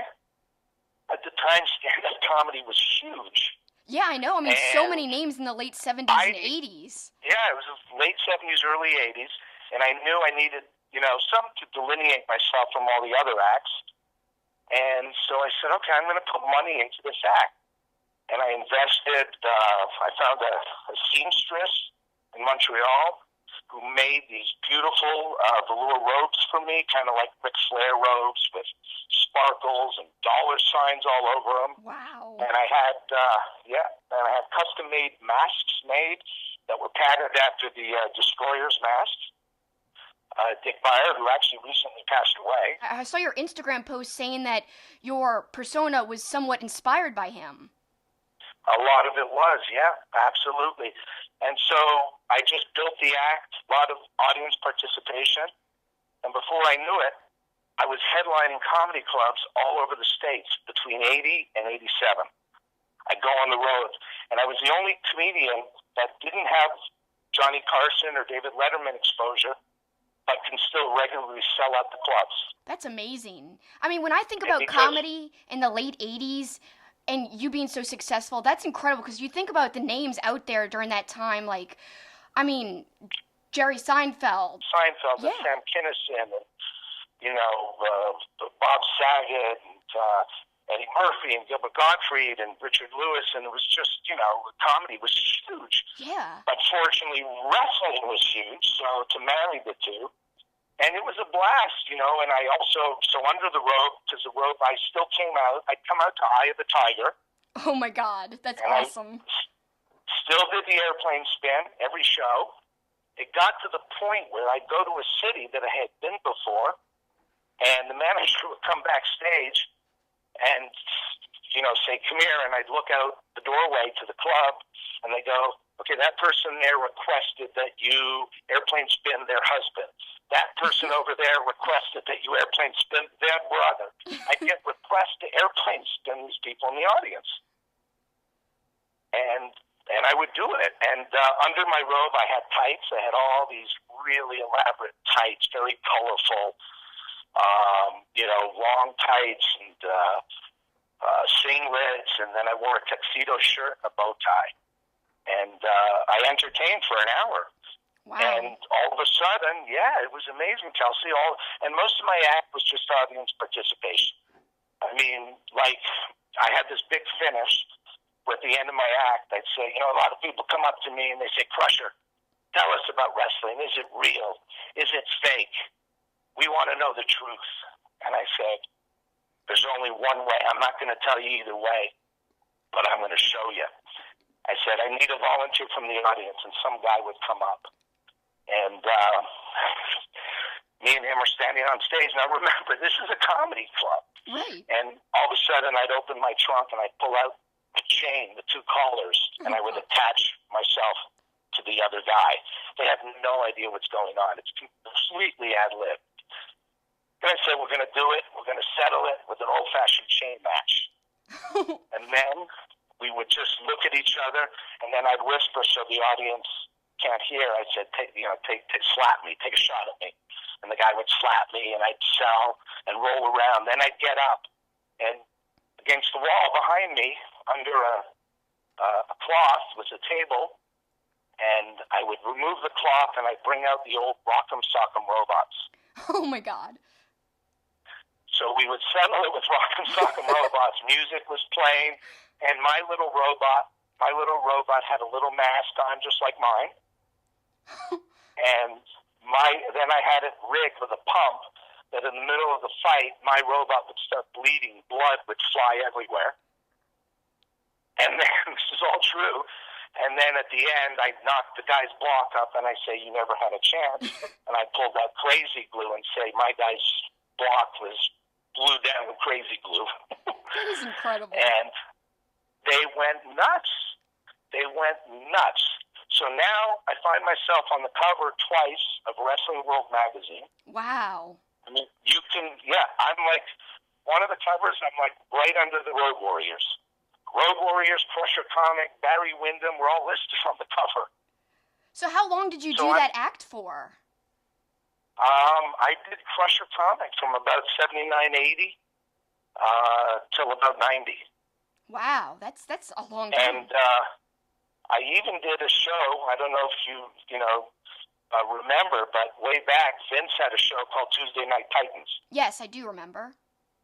Crusher Comic guested on that. Really? Really? I'll have to go. Is that on the network? Because I'd love to go and see it if it is. Yeah, I don't know. It may be on YouTube somewhere. But so I'm getting all this heat, in the wrestling world. So I'm selling out all the clubs. And, I'd go into a city. Kelsi was a blast. The comedy club would, sometimes win a date with the comedian contest if he was single, whatever. And I'd go in and go, well, we're not going to do that. They go, no, we want to do that. I go, well, I'm not going to be seen without my mask. Right. So we would do win a date with Crusher Comic, and I'd go out to a fancy restaurant with the girl who won, sitting in this fancy steakhouse in regular clothes and a mask. Kayfabe was not dead for you in your Crusher comic persona. In comedy. Yes, that's amazing. And it was great. I did a couple of the big Just for Laughs comedy festivals in Montreal, which is my hometown, so that was great. Selling out venues like Club Soda. And then here's where we make the transition, and this will finally, after a long-winded explanation of my stand-up persona, Crusher Comic, but this is how I got to Boy Meets World. So I'm in Pittsburgh, and I'm playing a place called the Funny Bone, a great comedy club. Dennis Miller started there, Mario Joyner. I think it may be still around. And it was this horrible snowstorm. And I'm like, you're going to cancel the show, right? Nobody's going to be able to get there. And the club owner says, no.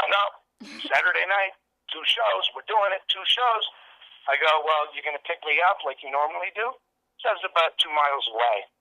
And he goes, no, man, we can't drive. It's horrible out. You gotta get here on your own. So I'm in Pittsburgh.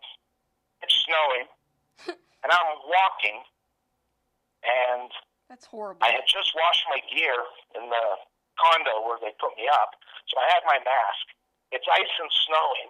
So I put my mask on like it's a ski mask. And I'm walking the 2 miles to the comedy club. Well, the first people to pull over after they see me, I'm hoping, I'm going to get a ride. And they pull over, and it's cops. Because they see a guy. The only guy in the street has a mask. In the big snow. Oh, my gosh.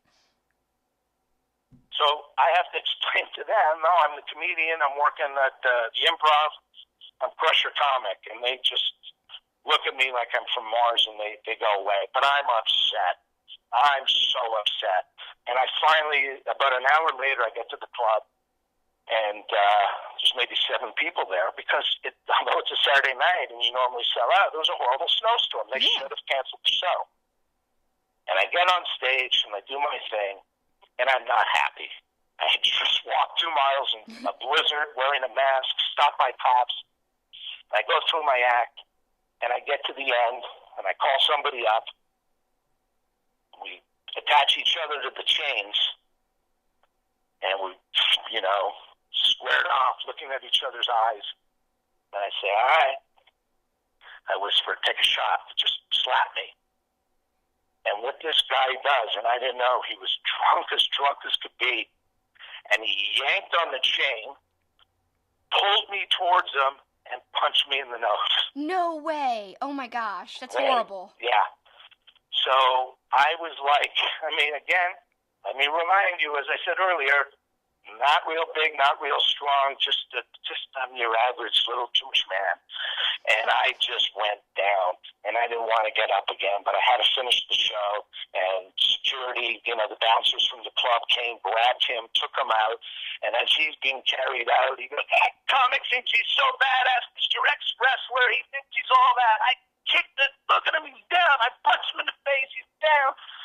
And I'm lying there, and I get back to the dressing room, and I go, I'm done. Yeah. I want a wife. I want kids. This is what I want in life.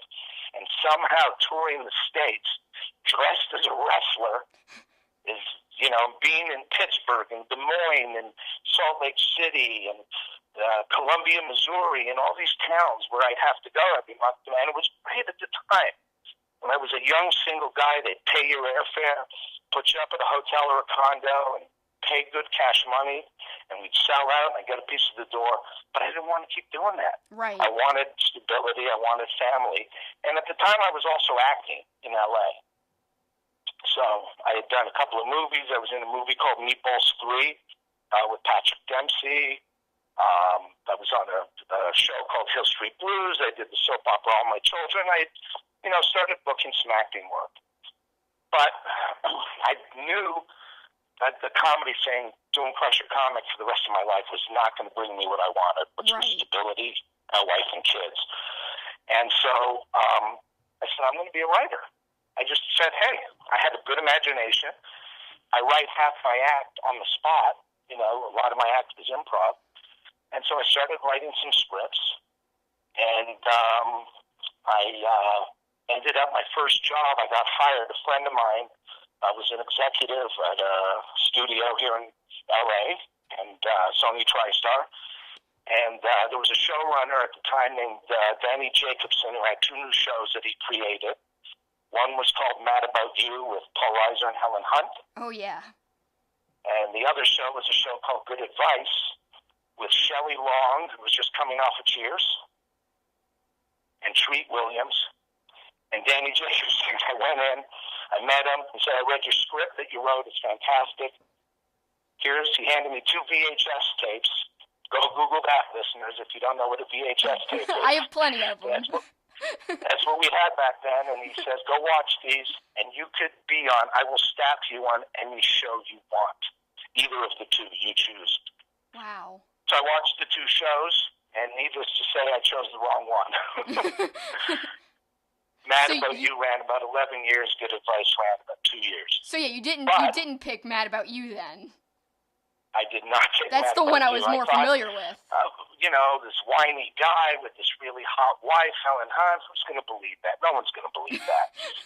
And, that comes under the heading bad decisions. But I wouldn't do anything different because had I been on Mad About You, I would not have been available for my next job, which turned out to be Boy Meets World.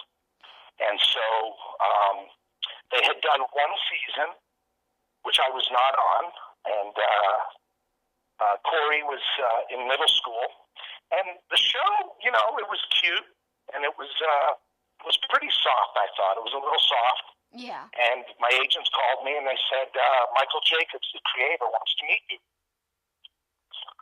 So I said, great. And we sat down, and he said, we do want to edge the show up a little bit. We're going to jump the kids to junior high, and we want to have edgier stories, and we want to really mine the Corey Topanga relationship. Would you be interested in joining the show? And I was like, oh my gosh, yes. And that show, Kelsi, was the greatest thing that ever happened to me, because it was, one of the things you said at the beginning of the interview, during the intro, you talked about the impact Boy Meets World had on people. Right. How iconic. There's a nostalgia for it, all that. We didn't know that while we were doing the show. Right. Because there was no social media. So we knew we were doing a successful show. we knew by the ratings, we were on Friday nights, and between 16 and 20 million people would tune in every Friday to see us. But we didn't get that instant feedback that nowadays you put a show out, before the show's over whether it's good or it sucks. Yeah, because people are talking or not talking, exactly. So back then we didn't know. We just knew we were doing a good show, and we had a good, loyal fan base. It was all the years later when Disney asked Michael to do a sequel to create Girl Meets World that all the Boy Meets World fans came out. It was an opportunity for them to let us know, hey man, because we were all reachable on social media. Right. So I would get all these, direct messages or texts, tweets, whatever. Hey man, that episode where Sean was hiding the girl because she was getting beaten by her father, and Corey thought they were hooking up, didn't know the story, and Corey and Sean had to protect the girl from her father. Right. They didn't know if they should go to the police or not. Well, you really helped me because I was in an abusive home and my father hit me. Wow. And if it wasn't for your show, I don't know if I would have survived. And you start hearing these things, and you're just blown away, and you go, oh my gosh, there are so many writers out there that are writing good quality TV, but we're really affecting young people. Right. And one of the things that Michael taught me early on in my career is he said, anybody can make an audience laugh. And there's nothing wrong with that. But not anybody can make an audience feel. And when you make your audience feel, they will come back week after week after week. Whether they know why or not, they will come back because they're feeling something. And if the material is touching them and is compelling, that's how you build an audience. And that's what we did. That's really an incredible line of events that happened to you. I mean, I know at the time you felt like it was a huge mistake not to pick Mad About You, but as you said, it worked out for the best because, yes, Mad About You, I've heard of it and it's popular and it was a great show, but the staying power and more so the emotional impact that Boy Meets World had is just, to me, massive. And to a lot of people, like one of our listeners at Smark to Death, he said, Mark, what is it like to know that you produced a TV show that not only became adored by so many people, especially 90s kids, but a show that took a cast of kids into their early adult years? Well, again, Michael Jacobs created it, and I was fortunate enough to become a writer, executive producer on it, and I ran the show for a couple of years, so I had a lot of responsibility. But the answer to that is it's overwhelming because to this day, all these years later, 20 years later from when we went off the air, when somebody, meets me, hey, what do you do? What have you done? Then when they hear that I did Boy Meets World, you could see a look just come over their face. And I'm not equating it to we're not rock stars. I don't think we're rock stars at all. But to these people who are now in their mid-30s or 40s or late 20s or whatever, to be able to talk to me about how much the episodes both made them laugh and made them cry, it's overwhelming to me. And that's why when we did the sequel, and I did a bunch of other stuff in between, and I worked with the Olsen twins, and I did a show with Jaleel White Urkel when he was all grown up, but to be able to go back, and when we did Girl Meets World, 4 years ago, I guess, it premiered, somewhere around there. Right. And to sit on stage, the first run-through rehearsal, and watch Ben and Danielle reprising the roles of Corey and Topanga. All these years later, I turned to Michael and another couple of writers that were also on board, Jeff Manel and Matt Nelson, and I just said, we're blessed, man. We are so blessed. Because, we were the first kind of reboot show. Now there's more, but at the time, we were one of the first. And to be able to fast forward 20-some-odd years later, and there's Ben and Danielle, who I knew when they were 11, 12 years old, and I wrote shows for them when they were that age, and now they're the parents of the show, and we're writing again for them. it's overwhelming. And, I can't thank fate enough. And I do believe in a higher power, and I do believe that everything happens for a reason. And when I look back on my career, there's nothing I would change. That includes being a wrestler and getting beaten up in Pittsburgh. Well, you mentioned a few minutes ago, not every show can make people feel. And an episode that really jumps out to me is Cult Fiction. I mean, seeing Sean in the room with Mr. Turner and seeing him laying in the hospital bed, and Sean just is so affected. I think it's a perfect example of how you guys really connected with the audience and made the audience feel something powerful that a lot of, I mean, I guess in a way you could call Boy Meets World kids TV, but it was more than kids TV. To me, it was TV with kids as stars in it, but it wasn't just kids TV because anybody could relate to that, and it touched people. So tell me a little bit about episodes like that. Cult Fiction, I remember it very well.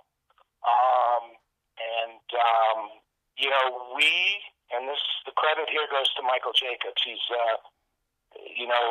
not shy about religion, and he's not shy about writing about God. A lot of networks don't like you to. And there was the speech at the end where Sean talked to God while he was holding Turner's hand. Yeah.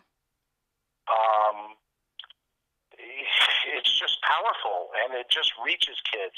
And when they see this cool kid, Sean, who everybody loved because he was the cute kid with the hair that moved because Corey's hair never moved. And he wore the leather jacket. And they thought, oh my gosh, that's Sean, Ryder Strong. He's the coolest. And girls had his poster all over their walls. But then to see him on camera just break down. Yeah. It was unbelievable. And Rusty Russ, William Russ, who played the dad, remember in that episode, he pushed Mr. Mack against the wall. And I like how Mr. Feeney said, you can't have Sean. And that was a powerful statement, too. That episode really sticks out in my mind as one of my favorites in the series. It's a really good episode. Now, the guy who played Mr. Mack is named Jerry Levine, who was a dear friend of Michael Jacobs, became friends of the show. And he played Styles in the original Teen Wolf movie. Wow. Yeah. And so he did a great job playing Mr. Mack. And, to do episodes like that, I mean, that's what it's all about. Again, we had plenty of funny. Right. But we also dared to make you cry, make you feel. And that's what made you come back. Like I said earlier, the episode where the young girl was being beaten, had all the bruises up and down her arms. She was being abused by her father. I mean, who would do an episode like that in the 90s on a primetime sitcom? Right. And then, of course, the whole emotional roller coaster of the Corey Topanga relationship and all the breakups. I think we had about 23 breakups. And the audience was like, enough. Are they going to break up again this season? And we're like, yeah, probably. But people don't really remember the breakups. I think what people remember the most is how they just wound up together. And people think of it as like a positive role model. It's one of the things people remember most fondly about the show, I think. Yeah. I mean, listen, we live in a society with an extremely high divorce rate. I myself am, divorced, although I'm still super, super tight with my ex because I value her and she values me. But the point I'm making, and it's what we did with, Corey and Topanga, is you just don't quit love. Right. You don't quit love. Because guess what? We have best friends in our lives that we love as well. Yes. You ever knock on the door and say, hey, Shelby, I know we've been best friends for the last 15 years, but see ya. No. Just don't do it. Right. The bond is there. So hopefully most people marry their best friend. Well, how do you walk away from that? Right. I don't know. I just, So Corey and Topanga, I think, was that love letter to the world of, come on, man. You're going to have obstacles. You're going to have more obstacles than you could imagine. More obstacles than a writer can actually sit down and write. But stick it out. Stick it out. Well, before we get into the more fun side, like in the Vader episodes, just tell people what being a co-executive producer means, because I'm in TV too, and producer can mean a lot of different things. So when people think producer, they solely think of one type of thing. So can you kind of detail us your duties on the show and what your job entailed? So basically the way it works in television writing is your first job, you're basically called a baby writer or a staff writer. It's usually your first job. That's your title. You're responsible for doing whatever the showrunner tells you to do. Then as you work your way up, you become a story editor, then a co-producer, supervising producer, co-executive producer, executive producer now.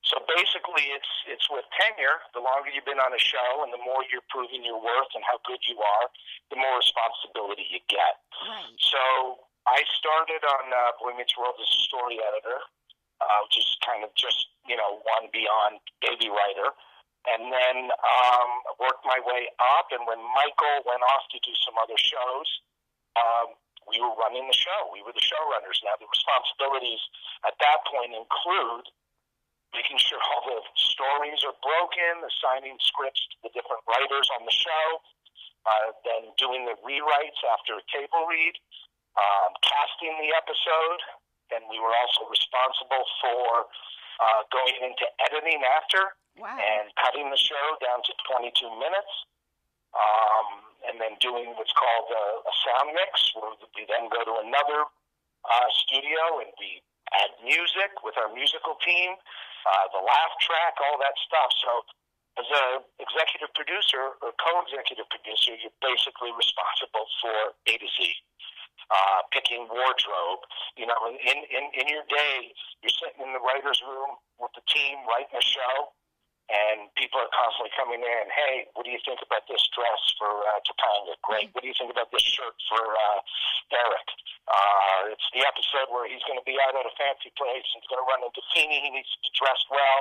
What, is this okay? Yes, no. And here's the secret, Kelsi. And you're in TV, and as you work your way up, it's not about being right or wrong. It's just making a quick decision and making people think you know what you're doing. I can relate to because that. Let's face it, if somebody shows me 3 dresses, there's a good chance that you may pick a different dress and have a better idea. But that one, absolutely that one. Those 2, why would you even show them to me? Of course it's that one. Yeah. They're like, oh my gosh, he really knows what he wants. So that's a trick. I'll keep that in mind. I could definitely relate to that. Yeah. So let's talk about how you actually came up with the idea to bring in Vader as a guest star to play Frankie's dad. I think that's one of the most iconic guest appearances, not just by a wrestler, but by anybody on a 90s sitcom, because people remember it so fondly. When I was asking people before you and I had this interview, I said, what are your favorite Boy Meets World moments? Tons of people said Vader, all the Vader episodes. Right. So talk about how that came to be. When I started on the show, one of the first things we did in year 2 when they moved to high school is we introduced these fun, lovable thugs led by Harley Kiner, played by Danny McNulty, and with his 2 lackeys, his high thugs, Frankie and Joey. Frankie, zip code Stakino, and Joey the Rat Epstein. Yeah. And Frankie was a very large man named Ethan Suplee, a wonderful actor. He was in Project X, then he was a regular on My Name is Earl, Mallrats. He's just a phenomenal actor. And so as the series went on, people started writing in and, talking about Harley and the Thugs. They loved those characters. So at some point, a couple of years in, we said, let's meet Frankie's dad. And I said, he's got to be a wrestler. In the back of my head already, I knew what I was thinking. And Michael Jacobs didn't really know anything about wrestling. He goes, what do you mean a wrestler? Like the college thing, roll around the mat. I go, no. He's a professional wrestler. The kind that goes on TV and yells, shut up, I'm the champ, I got the belt, Friday night at the Olympic Auditorium, I'll see you. That kind of wrestler. Michael's like, really? And I go, yeah. And I'm telling you, Michael, we're going to spike in ratings. Right. Because wrestling is very big, and these guys are well known. And he goes, "Do you have somebody in mind?" And I thought for a minute, and I went, "Yeah, there's a guy named Vader. And he's an ex-NFL football player, and now he's one of the biggest heels." What's a heel, Blutman? A heel is the villain. He goes, "Oh, I like that." So, and people know him as this bad guy? I go, "Yeah, he's big in Japan. He's big all over the world, and he's a big WWE superstar." Actually, it was still WWF then, I think, yeah. So he said, "How do we make this happen?" There was an executive at Disney that I was friends with named Mitch Ackerman. And Mitch, I knew, was friends with a lot of the workers. He was really tight with Piper, and I think also with Sean Waltman. He was a big mark. And he used to go backstage to all the matches, and he became friends with a lot of the guys. So I called him, and he called down to Connecticut, made a couple of calls, and then he basically set up a call for me and their head of creative, Bruce Pritchard. And so at the time, Bruce was also doing Brother Love. Brother Love was super over. So he said, "What you got?" I said, "Well, we want to bring, Leon on to play this character's father, and there's going to probably be multiple episodes over a few years. And the first episode, if I remember, and to this day, it's a circus, because it was the first one where we introduced him. It was a couple of years before we did the show in Anaheim. So if I remember, Corey was fighting Joey the Rat in a wrestling match. Right. And they built a ring inside the high school gym. And he ended up being in the ring, and we had Robert Goulet singing the national anthem. The late Robert Goulet, who was a famous crooner from like the 50s. Then we had Yasmin Bleast from Baywatch. She was like the ring card girl. And then we had Vader as Frankie's dad. And I remember he tagged in, and he lifted Eric up over his head, and then Feeney jumped over the top rope. I remember it perfectly, and I rewatched it not that long ago. It's the episode that really sticks with me, and I don't know why, because I didn't like wrestling at the time. I was more of a Boy Meets World fan than I was a wrestling fan when it originally aired. But for some reason, even though I didn't even know who this wrestler was, that episode stuck out to me, and the interaction between Feeney and Vader in the episode is just hilarious. I mean, Vader telling him, next time we're gonna do a Texas death match, loser leaves town. And then Feeney's like, yeah. So the response from both the studio audience and, the viewing audience, we did spike in numbers, and it was a home run. And, I went down and, talked to Leon when he arrived, and, again, this is Boy Meets World. It's a sitcom in the 90s. The last thing you would think when you walk onto the set is there's a behemoth of a man off to the sides with rubber bands under his foot, and he's doing curls with them. Right. And all the kids are watching him. They're like, "Oh my God," like to the kids who are, 11, 12 years old, they just can't believe what they're seeing. And then to get him in the ring and have him act with William Daniels, Mr. Feeney, William Daniels, who was on Broadway, who was in the movie The Graduate, who played Dr. Mark Frank on St. Elsewhere, who was the voice of Kid in Night Ride. He's one of the most accomplished, well-trained actors in the world, acting with Vader. It's Vader time. It's Vader time. And he's like, "Okay, Mr. Vader." And people, just loved it. And so we wanted to do more episodes, and the big one that a lot of people remember, and I am so proud that I pulled this off, because I was scared. So I'm on the phone with Pritchard, and I say, "Okay, we want Leon again," and the story is basically Frankie is searching for his father's love. He doesn't have his father's love because Frank is a poet. He doesn't know wrestling. Yes. But Corey does. So, kind of like the famous Cyrano, or done later by Steve Martin in the movie Roxanne, Corey is feeding Frankie wrestling information to gain his father's love. And now his father is so happy with his son. They're bonding. There's love there. It's fantastic. And then he says, well, Frankie, you got to be ringside Saturday night. I got my big match with Jake the Snake Roberts, and the winner gets a shot at Shawn Michaels' title. You got to be there, Frankie. You have to be there. And Frankie turns to Corey, and Corey just shrugs. He can't be there because it was the same night as the Tanga Sweet 16. So that was the story, and Pritchard said, love it. You got him? And he goes, I'm going to throw you one more thing. I go, what? He goes, Brother Love. Yeah, because he was in the ring at the beginning at that live event. He was announcing them coming down to the ring. Exactly. So we were thrilled about that.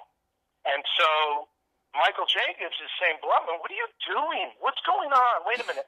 We're going to shoot half the episode during a live house show at the Pond in Anaheim? I'm like, yeah. He goes, I'm not going. You handle it. Oh, God. So he didn't even come down.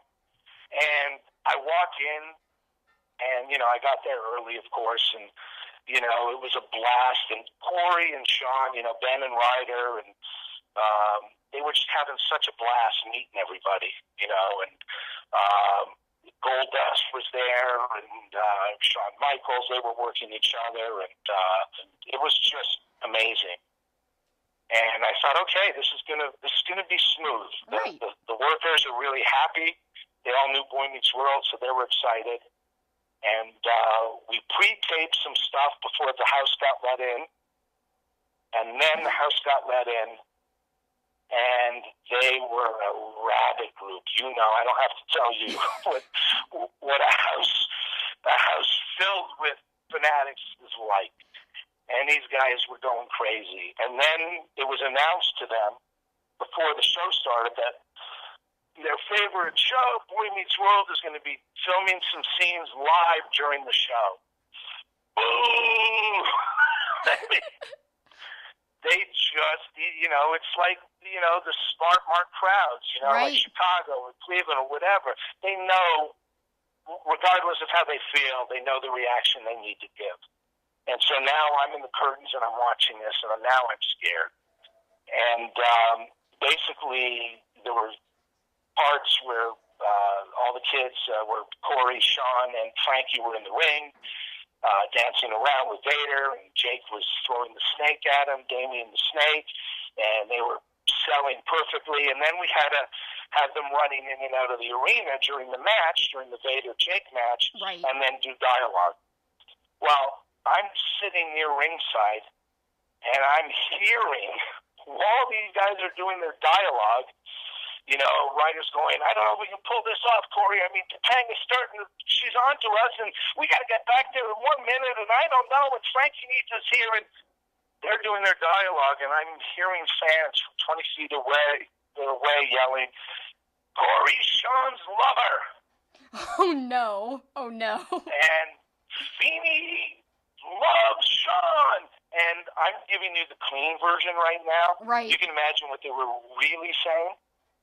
And so when the episode was done days later and I got into editing, well, all the heckling from the audience, all those things they were saying, screaming out to Corey and Sean about loving Feeney a little too much, etc., it was married to the track with their dialogue. Right. Oh, gosh. That must have been a nightmare to edit. So we tried to clean it up, and we couldn't. So ultimately, we had to bring the boys in to do ADR, to record all their dialogue. But it was fun. I mean, backstage, we cut some promos with Leon that, in fact, I got to reach out to Bruce and see who's got them, because we did a bunch of backstage promos.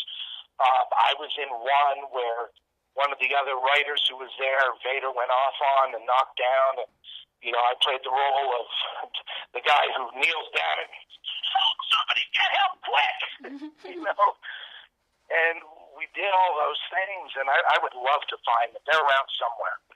And then, I think he came back one or two other times, and I just love that I got away with it, that I was able to film a sitcom during a live WWF house show in front of 18,000 people. Nobody's ever done that before in the history of comedy. When the spawn meets Wrestling. Thank you very much. I am fear. I'm not one of your punk students. I'm the face of death. So many great stories, so many great tidbits from Mark, and there's more to come in the following weeks, too. But first, we're going to kind of change gears here, but still stay in the same vein, kind of. We're going to do a Poppin' Wrestling connection that we've done once before. We're revisiting our Boy Meets World Poppin' Wrestling connection in honor of Mark. Okay, so I put out the question on my Twitter. We find out that Frankie, the character from Boy Meets World, has grown up to have 3 children. They've all taken after their grandpa Vader and become wrestlers who work in the business today. Who are Frankie's children and why? Please be creative. We had a lot of good answers. Our first answer comes from Good Guy Dave at Dave Pizzeski. Kid 1, Samoa Joe, because he's an imposing man just like Vader was. Kid 2, Jeff Cobb, because he's an incredible competitor like Vader also was. Kid 3, Jordan Grace, and I love that choice, because she would want to make her Vader proud. I love that because they all seem like they could be Vader's kids. Really creative choices, Dave. Then we've got the New Age Insiders at New Age Insiders. Great question. I'm going to say Braun Strowman, Brian Malonis, and Velveteen Dream, because I'd like to see them explain that last one. And actually, it's funny. I said Velveteen Dream, I think, the last time we did this question, and how I would explain it is that Frankie, which is Vader's son in the show, had a traveling poetry tour and would have, basically conceived the baby with somebody out of town when he was traveling during his poetry tour. But New Age Insiders followed it up and said, I'd like to think that if Angela didn't wind up with Shawn on the show, she could have wound up with Frankie, thus producing Velveteen Dream, who would essentially be then Vader's grandchild as well. Our next one is from at the Hibiki TMD, and he says Beer City Bruiser. Yeah, I think that was one of my answers as well last time. I'll actually play you guys my original answers at the end of this. Next one is from Boar Meets World, and he says Walter is the only one I can think of, and that's an imposing guy, kind of like Vader was. Walter would work. I would say that's a good enough answer. RJ at Krasinski RJ. 1, Elias, because every family has one talented grandkid. 2, Nikki Cross, because everyone has a crazy chick. And finally, Charlotte, because you have to have someone that just has it all. Next one is from at Deej Kirkby, and he says, here we go. Kid 1, Otis Dozovich, because he's a big, strong boy, just like his potential pops. Kid 2 would be Los Federales Santos Jr., another big, strong lad. Great character. Watch out for him. And Kid 3, Sasha Banks, looks like her mother and takes after him, bosses her big brothers around. I like that a lot. Smark to Death at Smark to Death. Elias, because it just makes sense to me for some reason. Otis, because of his looks and size. And Shayna Baszler, because she is terrifying, and so was Vader. There you go. I love that third answer. And then Mark actually gave us his answers. He said he would choose Nia Jax, Kevin Owens, and Asuka as an adopted child. Well, I don't know the show that well, but I guess if I'm going to give you 3, I'm going to go off the map on one, and I'll probably steal a couple people's answers just going by Vader and thinking what his grandkids would look like. How about my one off the map? How about Delirious from Ring of Honor? Oh my God, yes! Kind of looks like he could be related in some way, especially with the mask, too. I like that. I kind of like Dozovich. I think that's a good answer. And I think Malonis is a good answer, too. I like all of your answers, and for not knowing the show very well, you really always surprise me how you just pull out these answers. Well, but I cheated off some of our listeners, so I can't say I got full credit there. Delirious was on my own, though. Well, I think that was the best one of all, actually. So for mine, I'm going to be a little lazy, but I loved my first set of answers so much. Some of them have been said, but one of them has not been, and I'll play you what I originally said right now.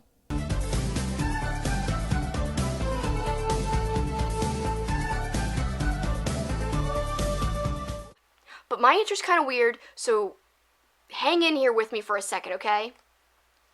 So if you guys remember a few years ago, Osprey and Ricochet had this great Best of Super Juniors match, But a lot of people took offense to the match because it was so full of flips. Some people were saying, oh, that's not wrestling. One of those people was Vader. And then later, Osprey had a match against Vader. They used it as part of an angle. Yeah, Vader didn't like all the flips. He doesn't like all these new kids messing up what wrestling's supposed to be. So they used it for their advantage. So in a crazy twist of events, guys, we find out that Osprey is actually the grandchild of Vader. And he doesn't even know it. It's revealed to him that Frankie had a child, out of wedlock of course, with a random woman when he was over in Britain. I'm going to take the philosophy of some of my followers who also said Frankie had a traveling poetry tour. So on that tour, he meets a woman, and he doesn't know that she gives birth to a child. That child is Will Ospreay. And later, come to find out, Osprey and Vader, they just don't see eye to eye. I guess genetics have nothing to do with size, nothing to do with looks, and nothing to do with styles of wrestling, because these are two insanely different type of wrestlers, but yet somehow I'm connecting them as being related. But you know what? I like it, it works, and it makes for a good story, which is what wrestling's all about. So then, another weird one, and another out-of-wedlock child that Frankie had, and it would be Vader's grandchild, would be Velveteen Dream. Yes, it's weird, but Velveteen Dream has like a flair for dramatics. I think in a way he's kind of poetic when he talks, and in the way he dresses, and he's obviously very artistic, like Frankie. So obviously, he could definitely be Frankie's child, and he's nothing like Vader, but whatever. I think it works. And Beer City Bruiser. And I think he'd be the perfect grandchild to Vader because he's big, he's intimidating, I think they would get along great. And I think, like, in my little wrestling Boy Meets World crossover world that I've created in this crazy question, I feel like Vader would know about Beer City Bruiser. It would be Frankie's only child that he had in a marriage, the only child he really fully knows about, and Beer City Bruiser would be close with Frankie, but also close with Vader. I mean, can you imagine them sitting around, hanging out, knocking back a few beers? Man, that would be great. When this boy meets Wrestling, thank you very much. I am fear. I'm not one of your punk students. I'm the face of death. So some fun answers and great stuff from Mark Blutman, who we'll hear a lot more of in the weeks to come, because I think you talked to him for like an hour and a half. I did, because he's such a fascinating guy, and it was such an honor to talk to him. It's crazy to me that a show I watched growing up, like a show that I loved and idolized and that meant a lot to me in my life, somebody who helped produce that show listens to us talk about wrestling. It's like blowing my mind. Like, this is a show that I've loved and like had in my heart for a very long time, and one of the people who made it possible, he listens to us. It's like a mark out moment. Yeah, it was pretty cool. We got to thank Mark for his time. Thank you so much. It really meant a whole heck of a lot to me. Yeah, I was only around to talk to him at the very beginning as I got you set for the interview, but really nice guy. Glad he listens to us, and glad we help soothe him as he goes off to dreamland. But now it's time to close out the show and send them home.